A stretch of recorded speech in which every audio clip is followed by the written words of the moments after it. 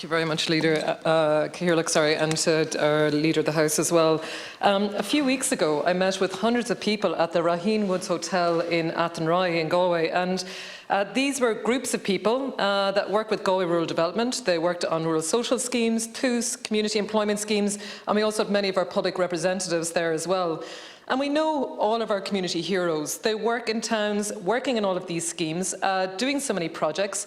You know, they're working with our town teams, they're working with our tidy towns, they're working with GAA, they're working on sports pitches, charities.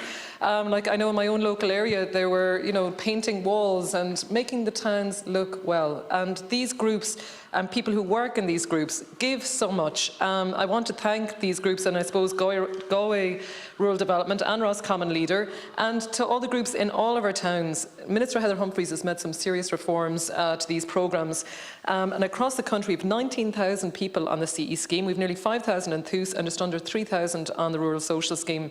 The investment here is going to amount to over 500 million in 2022. And what are the changes? Well, we're seeing the six-year time limit for RSS has been removed. So this was one of the big asks at that last meeting. The eligibility for TUS has been extended. And we're seeing a lot more flexibility for the schemes to be able to recruit directly, because a huge challenge is that we have so many people back at work now. You know, we're one of the highest levels of people back working, but the challenge is that there's probably a smaller pool to pull from.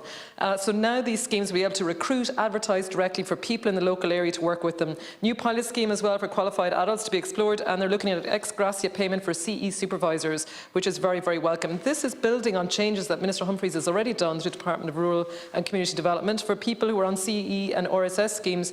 You know, if they're aged over 60, they can stay on these schemes until retirement.